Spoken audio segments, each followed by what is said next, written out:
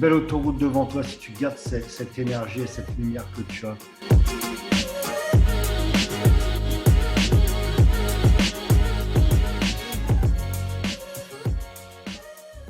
Bonjour à toi, j'espère que tu vas bien. On se retrouve pour cette nouvelle vidéo et première vidéo de l'année 2021. Je te souhaite vraiment le meilleur pour cette nouvelle année à venir, que tes projets se réalisent. Donc, on va parler aujourd'hui du regard des autres et pourquoi j'en ai marre du regard des autres. Alors, j'ai fait une vignette, une miniature ainsi qu'un titre un petit peu trompeur. Effectivement, je vais te dire pourquoi j'en ai marre du regard des autres, mais tu vas comprendre que moi, à titre personnel, j'en ai strictement rien à faire et je vais t'expliquer pourquoi dans cette vidéo. Si je te tourne cette vidéo aujourd'hui, c'est parce que je rencontre tellement de personnes qui ont des projets, ont des rêves, ont des objectifs, veulent atteindre une vie de rêve, mais ne passent jamais à l'action. Pourquoi? Parce qu'ils ont peur du regard des autres, parce qu'ils ont peur du jugement, de la critique. Et tu ne peux pas imaginer à quel point effectivement ça me gonfle. Et c'est pour ça que je te fais cette vidéo, pour que tu comprennes que le regard des autres ne doit pas être important pour toi. Dans cette vidéo, je vais te partager 3 histoires personnelles que j'ai vécues depuis mon début sur les réseaux sociaux, depuis ma visibilité sur Internet. Tu vas comprendre qu'il ne faut pas y accorder une importance particulière. Toi qui rêves aussi de vivre de ton activité, de vivre de ta passion, de développer ton entreprise, tu vas comprendre que tu dois te lancer le plus vite possible parce que les critiques n'ont qu'une importance. Juste avant de commencer cette vidéo, n'hésite pas à t'abonner à la chaîne pour ne manquer aucune vidéo durant 2021. C'est vraiment comme ça qu'il faut démarrer de la meilleure des manières cette année. Je t'invite également à laisser un commentaire à l'issue de cette vidéo pour me dire un petit peu ce que tu as pensé de ce format où je te raconte des histoires que j'ai pu vivre également. Tu peux laisser un j'aime si tu as aimé cette vidéo. Et puis, on est plutôt bien. Alors en effet, je vais te partager 3 histoires que j'ai vécues. Je vais essayer de faire assez court parce que je sais que tu aimes ce format de vidéo où je raconte un petit peu un retour d'expérience sur ce que j'ai pu vivre. Tu vas voir, ces 3 histoires qui sont marrantes, je sais pas, mais qui font relativiser vis-à-vis du regard des autres, ça c'est sûr. Et d'ailleurs, je fais un petit aparté juste avant de commencer la première histoire. J'insiste pour dire qu'aujourd'hui je n'ai strictement rien à faire du regard des autres et que tout jugement m'importe peu finalement tant que je suis heureux dans ma vie. Je le précise parce que j'avais déjà fait une vidéo il y a de ça quelques mois maintenant où je racontais une histoire passée, une histoire que j'avais vécue et vous aviez été des anges, vous m'aviez vraiment tous dit que vous étiez de mon côté, que c'était normal, que ça se faisait pas ce qui s'était passé à l'époque, etc. Vous m'avez soutenu en fait durant cette vidéo alors que c'était une histoire qui était passée depuis longtemps auquel je n'y prêtais plus vraiment attention. Donc je le précise encore une fois, vous inquiétez pas, je suis rempli de bonheur et je n'ai strictement rien à faire du regard des autres. Donc je vous remercie de votre soutien, mais vous inquiétez pas pour moi. Alors, on va commencer avec la première histoire. Histoire un petit peu marrante, c'était ma première vidéo YouTube. Je crois que je l'ai déjà racontée. Mais cette première vidéo YouTube là, quand je l'ai mise en ligne, déjà il faut savoir une chose, c'est que j'ai attendu 2 à 3 mois avant de la mettre en ligne. En effet, je trouvais plein d'excuses, on les connaît tous, je ne pouvais pas parce que ceci, parce que cela, parce que la météo n'était pas bonne, parce que je n'avais pas le bon équipement. Bref, tout un tas d'excuses qui faisaient que je rallongeais la date avant de mettre en ligne la vidéo. Donc, je me décide à un moment donné de tourner la vidéo en question. Je fais 5 ou 6 tournages pour essayer d'avoir une vidéo à peu près correcte. Je la mets en ligne et là, c'est le drame, quoi. J'étais tellement stressé, j'ai dû la mettre en ligne sur les coups de 17h, 18h.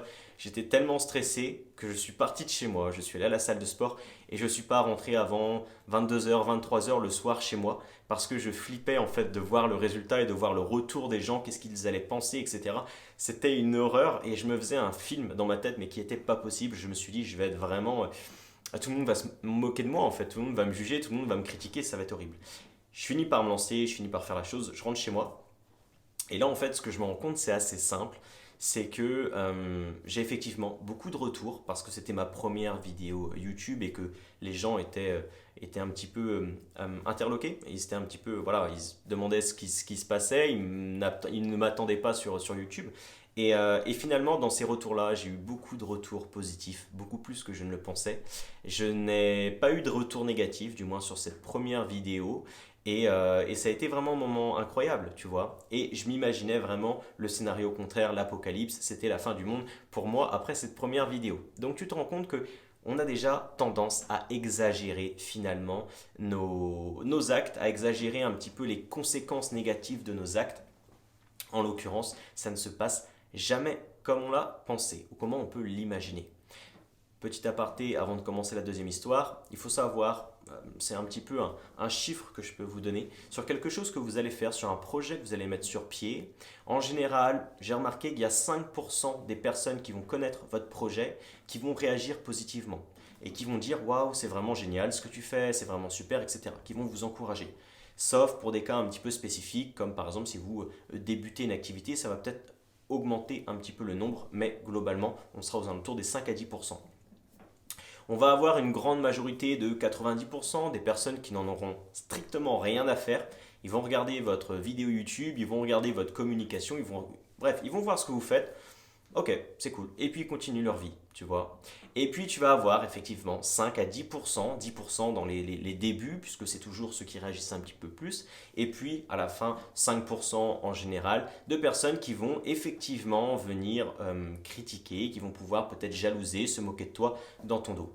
Et oui, ces personnes-là existent, mais tu vas voir lors de la deuxième et la troisième histoire que ces personnes-là n'ont pas grande importance. On passe tout de suite à la deuxième histoire. Donc, la deuxième histoire, c'était il y a quelques mois de ça maintenant.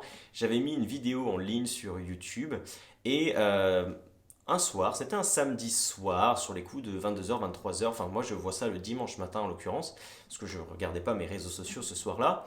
Je me rends compte que j'ai une personne que je connais de vue qui met un commentaire sous une de mes vidéos YouTube, un commentaire un petit peu blagueur, blague, mais vous savez, une sorte de mauvaise blague en mode, voilà, je me moque de toi, mais je te le dis pas directement, c'est pas méchant, mais vous voyez le genre de blague un petit peu que ça peut être. Cette personne-là met une blague, je me rends compte en fait, après, parce qu'on a des amis en commun avec cette personne-là, je me rends compte qu'elle est en soirée avec plusieurs personnes que je connais. Et forcément, bah, ça a dû parler, tu sais comment c'est. Ah, Dylan fait des vidéos, on va les voir. Et puis voilà, on est en soirée, donc on a bu un petit peu. Et du coup, on se sent un petit peu poussé des ailes. On se permet de faire de choses qu'on n'aurait pas osé, etc. Bref, je vois ce commentaire-là. Bon, bah écoute, je laisse passer. Et puis voilà, déjà à l'époque, je m'en fichais pas mal du regard des autres. Donc autant te dire que je continue ma vie. Et puis il y a maintenant quelques semaines de ça, je revois cette personne en fait dans un magasin, je le croise. Et là, il me regarde, je le regarde, on se dit rien, et du coup je me dis bah vas-y, qu'est-ce que... Vas-y, peut-être que tu as quelque chose à me dire. Enfin voilà, tu avais commenté ma vidéo en blaguant parce que machin. Bah écoute, peut-être que c'est maintenant le moment de me dire autre chose, ou tu vois. Eh ben non, rien du tout. Donc juste tu vas me regarder, puis tu vas baisser les yeux, qu'est-ce qui se passe? Exactement, ok. Donc en fait, si tu veux, tu comprends que ces personnes-là, bah voilà quoi. C'est facile quand on est en groupe, quand on a bu un petit peu, on se sent pousser des ailes, on se sent bien, on fait son intéressant, mais après quand on est en face de la personne, il n'y a plus grand-chose. Bon, ça en dit long déjà sur le type de personne, mais attends, tu n'as pas tout vu, on va passer à la troisième histoire. La troisième histoire, c'était il y a quelques mois de ça également maintenant. C'était un groupe de jeunes qui a commencé à m'insulter au travers des réseaux sociaux, à m'envoyer tout simplement des insultes. Là, non pas dans le but de blaguer, mais vraiment d'être méchant et de réduire une personne à zéro, une personne qui pourrait être un petit peu faible mentalement, pouvoir la rabaisser sous terre. Enfin voilà, bref. C'était des moqueries vraiment méchantes, etc. Je les reçois et j'aurais pu me dire, si j'ai été sensible, me dire oh là là, c'est quoi, pourquoi ils m'insultent, pourquoi ils me disent ces choses-là, etc. Bon, bref.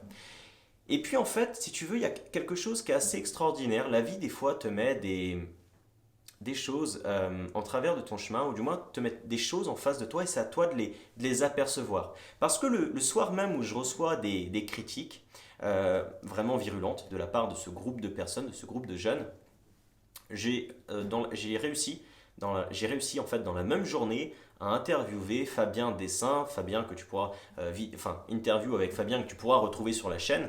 Et lors de cette interview et à la fin de cette interview, Fabien me dit bah écoute, c'est vraiment super ce que tu fais, tu as une superbe énergie, continue comme ça, c'est vraiment génial, c'est vraiment incroyable ce que tu fais, etc. Bref, voilà. Et donc on a un échange vraiment vraiment sympathique. Fabien, à savoir, c'est une personne qui a eu plusieurs entreprises, qui a généré plusieurs millions par an avec ses entreprises. Donc voilà, on est quand même face à un bel entrepreneur, une personne qui connaît un certain niveau de succès.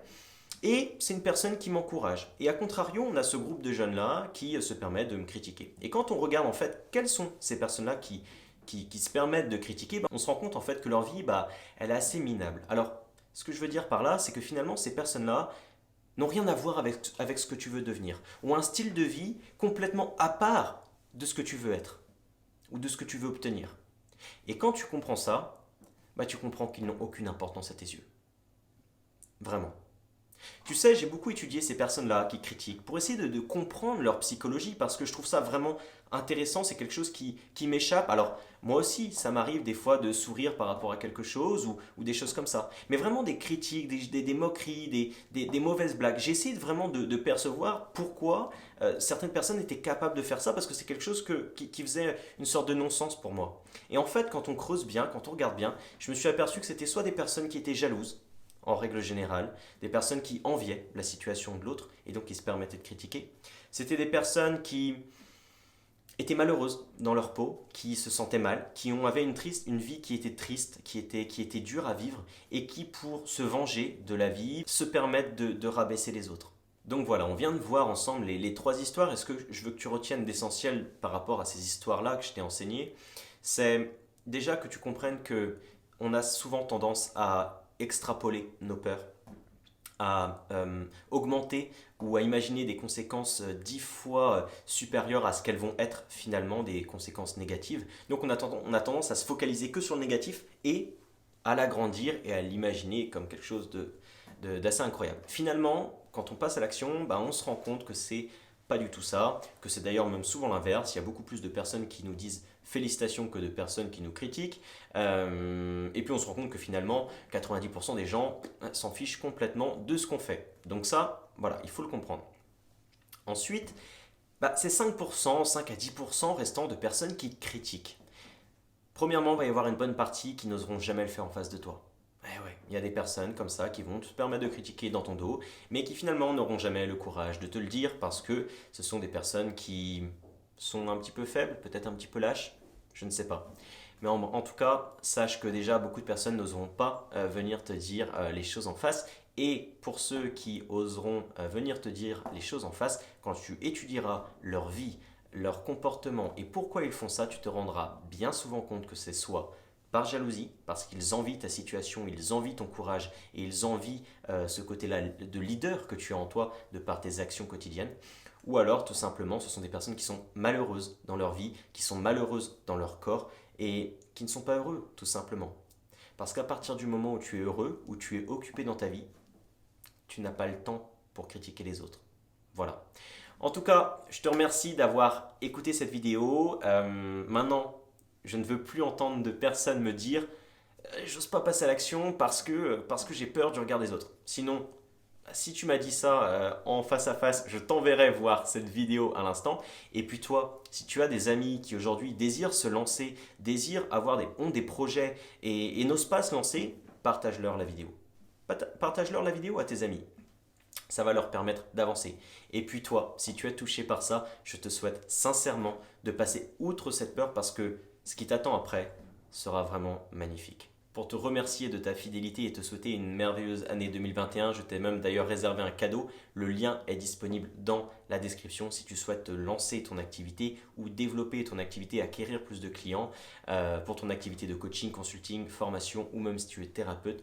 Tu as une surprise dans la description de cette vidéo, c'est cadeau en ce début d'année. En tout cas, je te remercie encore une fois d'avoir écouté cette vidéo. Je te dis à très bientôt. Deviens le leader de ta vie, mais pour ça, tu dois passer à l'action maintenant. Salut!